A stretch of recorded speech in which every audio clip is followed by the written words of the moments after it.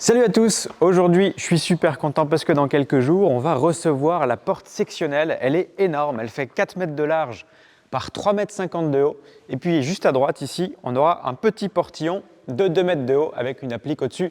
Tout ça ce sera vitré, ça va être royal. Mais juste avant ça, on va s'échauffer. Ceux qui suivent les travaux avec sérieux le savent déjà, je vous ai parlé de cette cloison en bac acier. C'est la cloison originale et l'idée ici, ça va être de la virer pour la remplacer par du translucide. Ça va permettre à la lumière du nord de rentrer ici et puis surtout, ça va détacher l'atelier de la grange vu de l'extérieur parce qu'on a encore le bardage un peu bleu et ça fait bizarre. On a du beige, on a du bleu, ensuite on a un bâtiment en pierre apparente. Ça va être joli, ça va être super, ça va être lumineux. On attaque par le débardage, c'est parti!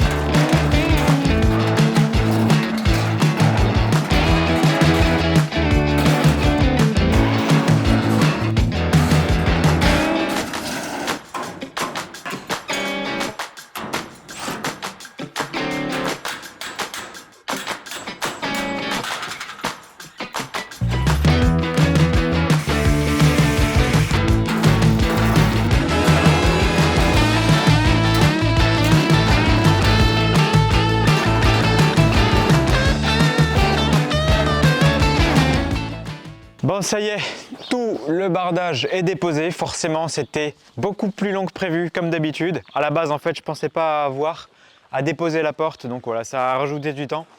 Hier soir, on a tout nettoyé proprement, au souffleur, brosse métallique, etc., jusqu'en haut.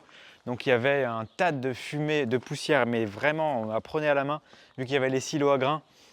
C'était dégueulasse. Donc là, c'est tout propre, on va pouvoir poser le petit translucide. C'est exactement la même forme que le bardage. Et comme tu peux voir, malgré la forme ici, eh bien, c'est vachement souple. On a l'avantage du poids, mais avec la souplesse qu'ils ont pour les lever là-haut, à mon avis, ça va être sport. Pour ces translucides, je me suis tout simplement fourni chez le même fournisseur que pour les panneaux sandwich direct. Ils ont du stock très rapidement, c'est direct d'usine. Niveau qualité-prix, ils sont très compétitifs. Le SAV est très bon et surtout, ils fournissent tout pour tout le chantier. Donc comme tu peux voir, il y a un large choix de couleurs, de matériaux, la visserie également, etc. D'ailleurs, au niveau de la visserie, c'est pas comme d'habitude. J'ai choisi des vis auto-perforantes à tête Torx. Ce qui fait que pendant le perçage, parce que si tu veux, avec ça, je vais devoir percer mes IPN. Et quand on est dans la tête Torx, eh bien là, je peux pas ripper. Alors qu'avant, j'avais des têtes hexagonales. Et ce qui faisait que quand j'appuyais fort dessus, eh bien la tête sortait de la visseuse, ça tombait, c'était l'enfer. Donc bon, c'est sûr qu'une fois que c'est en place, il va falloir reboulonner ça là-dessus. Mais je pense que je vais gagner beaucoup de temps au vissage, donc ça va être pas mal. Enfin, je vous dirai ce que j'en pense. Voilà, une première pour moi. Ben, on attaque, au boulot, c'est parti.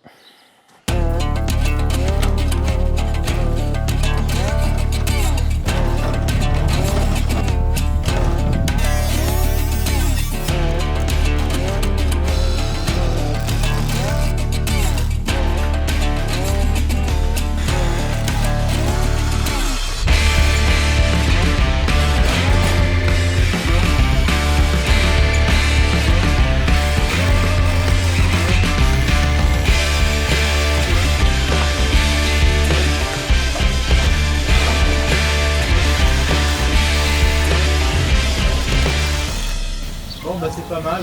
Les canards admirent le travail, ils sont contents.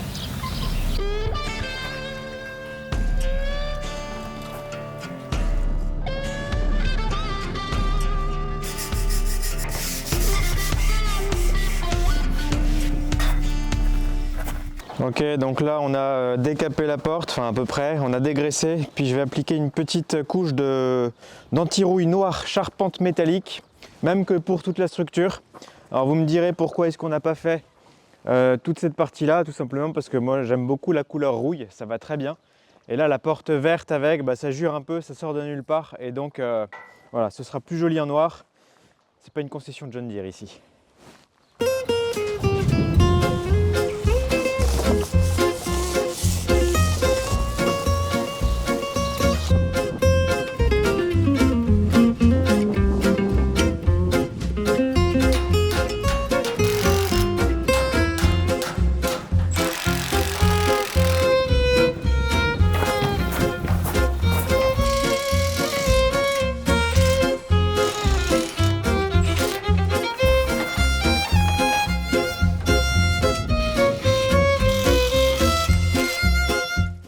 ça y est, on est le lendemain, on a perdu 20 degrés également, mais la porte est terminée.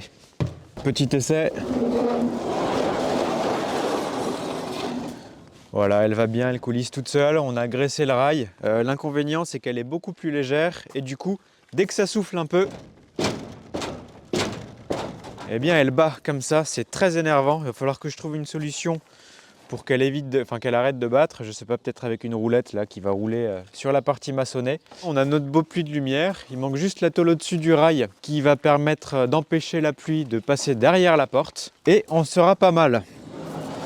Je suis très content du résultat. Là, même malgré les 2 épaisseurs de translucide, eh bien on voit très clair. Voilà, une bonne chose de faite. Alors maintenant, question à tous ceux qui s'y connaissent en charpente métallique ou en structure généralement. Ici, on a un X, enfin on avait un X qui a été coupé parce qu'on a cette diagonale là qui passait au niveau de la porte. Pour moi, c'est un contreventement qui va éviter au hangar de bouger comme ça si ça souffle très fort. Étant donné que cette diagonale là n'existe plus, il ne nous reste que celle-ci et moi j'ai l'impression que mécaniquement elle va éviter au hangar d'aller contre la grange là-bas. Vu qu'il manque une diagonale, est-ce que cette pièce a encore une utilité ou pas? Sachant qu'en gros, vu qu'il manque une diagonale, eh bien, théoriquement, même cette tige, elle peut se déformer vu qu'elle n'est plus maintenue par le X complet. Ma question c'est, est-ce que je peux déposer le X vu que le bâtiment est toujours là depuis 60 ans et n'a pas bougé, ou c'est trop risqué? Voilà, question con peut-être parce que c'est pour que ce soit plus joli. Au risque que ça s'écroule, je sais pas. Voilà, s'il y en a qui connaissent. Et puis maintenant, on attend la livraison de la porte sectionnelle.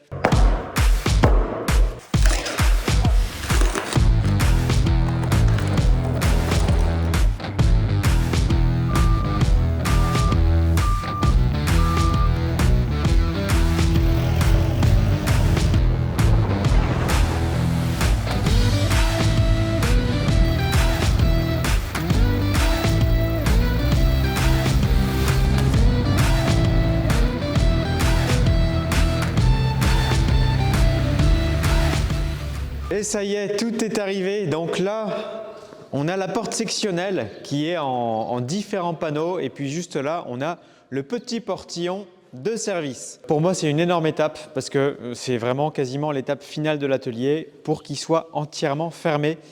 Et ça a été très difficile. Le choix a été très difficile parce que, pour ceux qui ont suivi le projet au début, je voulais faire tout le bâtiment en bois avec une isolation en laine de bois, bardage intérieur, etc. Et en fait, je me suis rendu compte que les panneaux sandwich étaient moins chers et qu'ils isolaient mieux.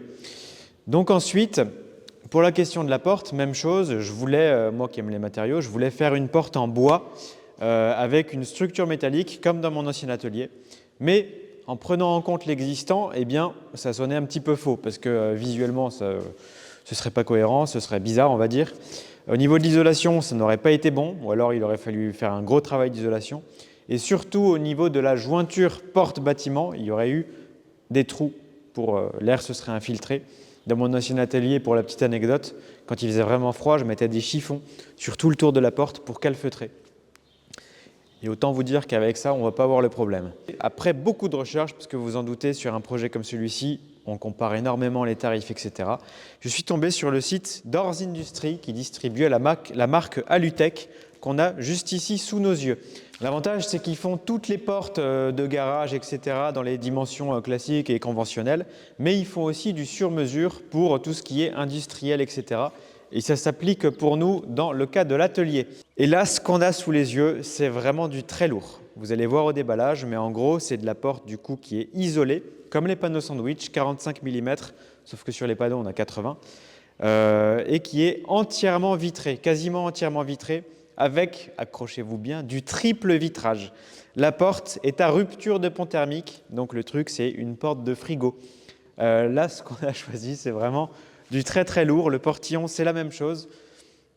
On va passer au déballage. C'est motorisé, mais il y a aussi une chaîne manuelle en cas de petits pépins ou de panne de courant, etc. Et voilà, j'ai hâte de monter tout ça, mais je suis aussi un petit peu anxieux parce que ça a l'air très complexe. J'ai regardé un petit tuto qui est dispo sur leur chaîne.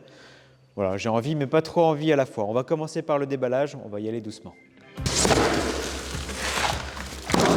Regardez-moi ça.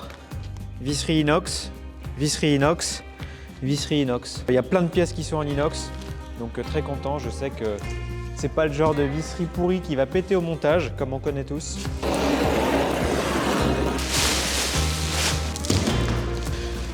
Est-ce que tu as vu la taille des carreaux? Ça va être magnifique. La porte, elle a un RAL 1015 comme tout le reste du bâtiment. Donc on a réussi à faire correspondre la porte avec les panneaux sandwich. Cette partie-là, pour moi, c'est le joint du bas de la porte qui fait la connexion avec la dalle. Tu as vu comme elle est souple, comme il est souple. Donc même si tu as une dalle qui n'est pas parfaite, eh bien tu as une jonction étanche à l'air. C'est trop bien. Ok, donc ici on a les deux ressorts qui vont au-dessus de la porte et je crois, si je dis pas de conneries, qui sont là pour aider la porte à se lever en fait. Vu que la porte pèse lourd, eh bien tu mets les ressorts en contrainte permanente quand elle est fermée, ce qui fait que quand tu l'actionnes, eh ben, ça facilite le levage, je crois. Et donc ici on a le moteur et ici on a le petit boîtier de commande, comme un pont élévateur, montée-descente, arrêt d'urgence. J'espère qu'il y a une notice, sinon je suis dans la merde. Installation, magnifique. Ça, il faut que je le mette en sécurité parce que si les chiens le bouffent, autant te dire que je suis mal. Donc première étape, on va devoir fixer les rails de guidage de la porte verticaux. Leur particularité, c'est qu'on a la porte qui fait 3,50 m de hauteur et les rails, eux, font 4,50 m de hauteur. C'est une option que j'ai choisie. Pourquoi? Tout simplement parce que si la porte monte d'1 mètre supplémentaire avant d'avoir l'angle à 90 degrés et de revenir horizontalement, eh bien, ça fait qu'on a 1 mètre d'avancée en moins dans l'atelier. Et donc, si plus tard, on a un pont élévateur fixe ici, par exemple, eh bien, ça évitera à la porte de venir taper dedans.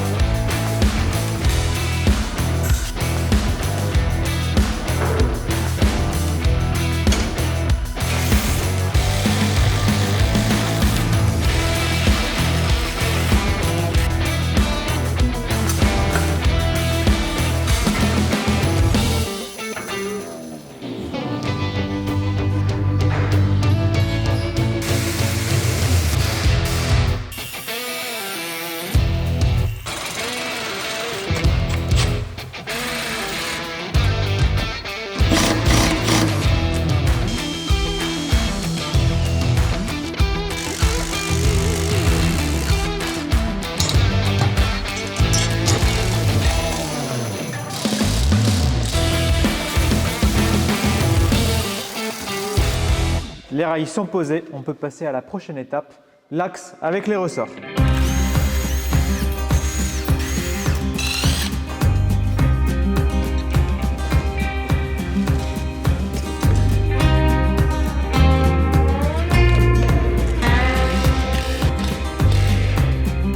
Là.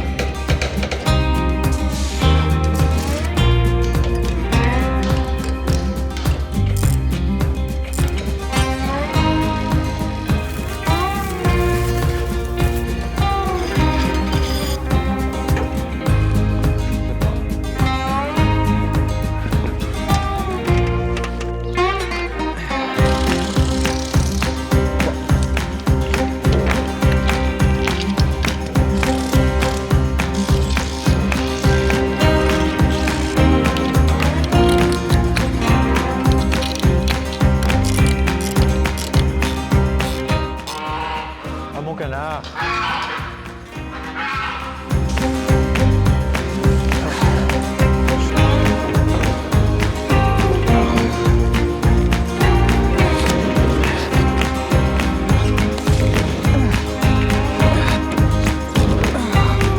Oh, elle est vraiment trop belle.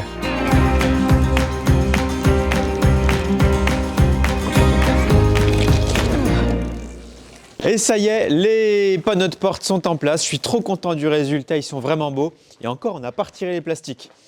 Alors là, on arrive à la fameuse étape de tension des ressorts. Vous avez été nombreux à me dire de faire attention parce qu'apparemment, on peut perdre des dents. Le principe, ça va être de bander les ressorts, les deux, à fond, histoire de délester la porte le maximum possible. Alors là, je suis allé voir sur ma petite plaque de fabrication de la porte. Donc déjà, j'apprends qu'elle fait 205 kg. Si c'est pas un bon chiffre, ça. Tour de ressort, 10,7 plus ou moins 1. Plus ou moins 1, je pense que c'est en fonction du réglage qu'on veut. L'idée, c'est qu'elle soit complètement délestée et que je puisse la lever très facilement à la main comme ça. Et une fois qu'elle est 1 mètre, on m'a dit qu'elle devait rester en place, ni descendre, ni monter. Donc voilà, on va essayer de peaufiner ça. On amène la nacelle et on attaque.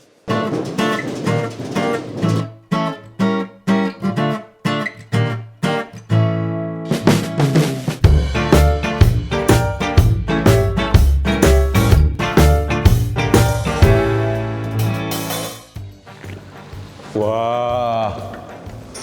Hop, elle monte toute seule. Eh ben, c'est pas mal là. Moi, ça me plaît comme ça. On va pas s'arrêter en si bon chemin, il reste du boulot. Le linteau de séparation entre la porte de service et la fenêtre, donc l'imposte au-dessus de la porte de service, c'est parti.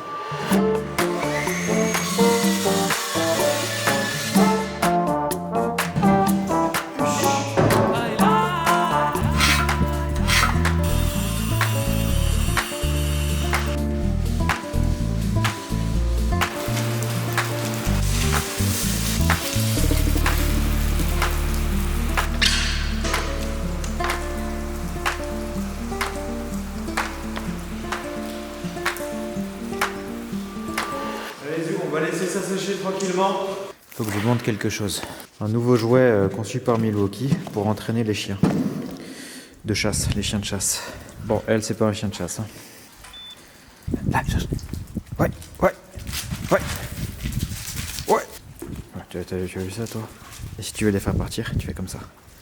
Allez. Ah, c'est bon, là, il est dans le village d'à côté. Allez, on va laisser sécher la peinture tranquillement cette nuit.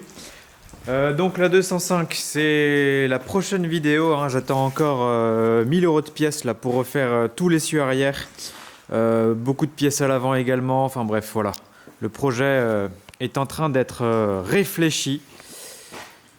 Ouais, je vous en dis pas plus, ce sera la prochaine vidéo. Et maintenant, je vous propose de vous montrer pourquoi est-ce que j'entraîne le chien à chasser le laser. Suivez-moi, on va faire de bruit.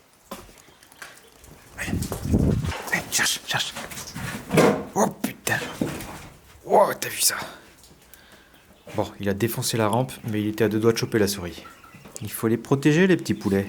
Bon voilà, en gros, ici on a nos petits poulets qui sont en train de grandir. Ils ont bientôt 2 mois. Ça, c'est pour la consommation personnelle. Ils sont quasiment tous nés à la maison, sauf 6, dont une petite pintade qu'il faut que je trouve. Allez, là-bas. Hop. La petite pintade sauvage d'Afrique. Ça, c'est un petit coup nu. C'est normal s'il n'a pas de plumes. On va faire des petits tests niveau gustatif. Et pourquoi on est envahi de souris? Tout simplement parce qu'on a du grain à volonté en libre service. Alors là, c'est des poussins, donc forcément, il y a des souris à fond. C'est parfait, ça fait bosser les chiens. Moi, j'aime bien quand les chiens ont un boulot, au moins ils ne s'emmerdent pas. Et l'avantage, c'est qu'une fois les poules grandes, eh bien, c'est elles qui chassent toutes seules la souris. C'est hyper drôle à voir parce que dès qu'elles voient une souris passer dans leur poulailler, elles se mettent toutes à la poursuivre. Puis là, la première qui la gobe, mais c'est un carnage pas possible. Et voilà, régulation naturelle. Bon allez, on se retrouve demain pour la suite du chantier.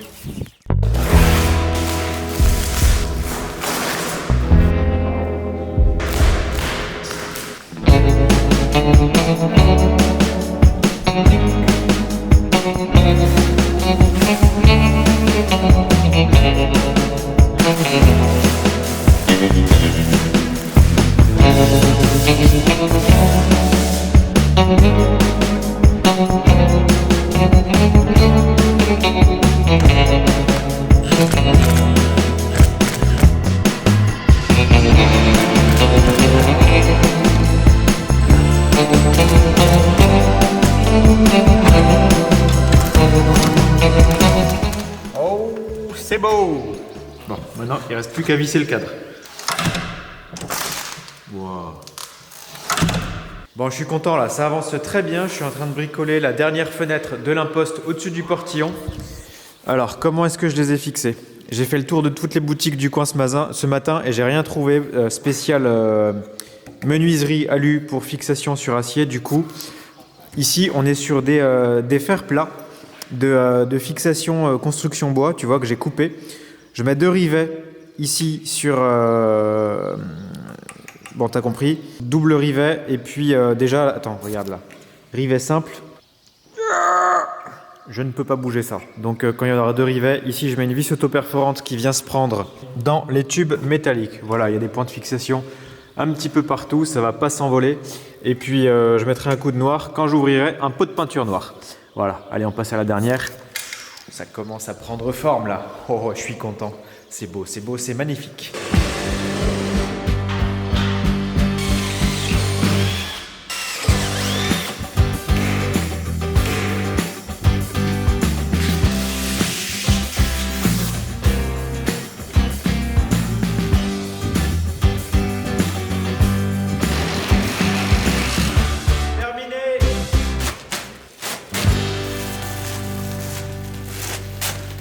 Là, bienvenue chez moi. Vous avez vu comme c'est magnifique.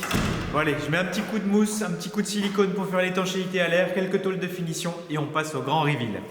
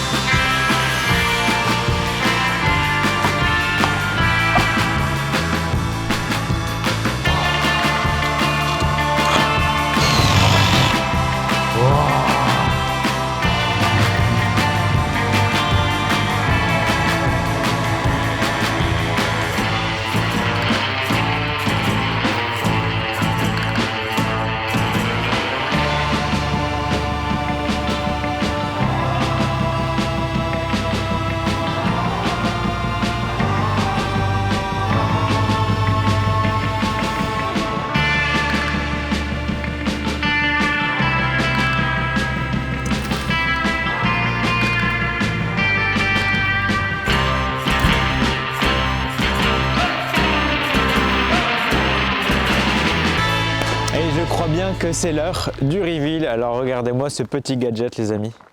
Ça c'est ma télécommande. Ici il y a un bouton magique. J'y vais moi. Ici petit détail.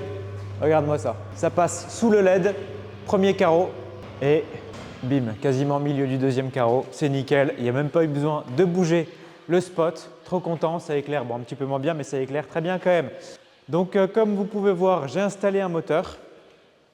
C'était une option, mais ça change quand même énormément la vie. Donc ici, on a le petit boîtier de contrôle, montée, descente, arrêt d'urgence. La montée, je l'ai accessoirisée avec cette petite carte. C'était une petite option, mais voilà, on ne fait pas tout ça pour ne pas prendre cette petite option magique. Et au niveau de la descente, ce n'est pas sur la télécommande parce qu'il n'y a pas de sécurité. Si ça descend et qu'il y a un animal dessous, ça le coupe en deux. Donc voilà. Vu qu'un moteur, ça tombe en panne, il y a 2 petites choses qui en descendent. Ça, c'est la commande pour passer manuellement avec cette petite chaîne. J'ai un petit peu galéré à la monter. C'est pas parce que c'est compliqué. Comme vous avez vu dans la vidéo, c'est très simple. Tu mets tes rails, t'enfiles les panneaux, tu mets ta visserie, etc.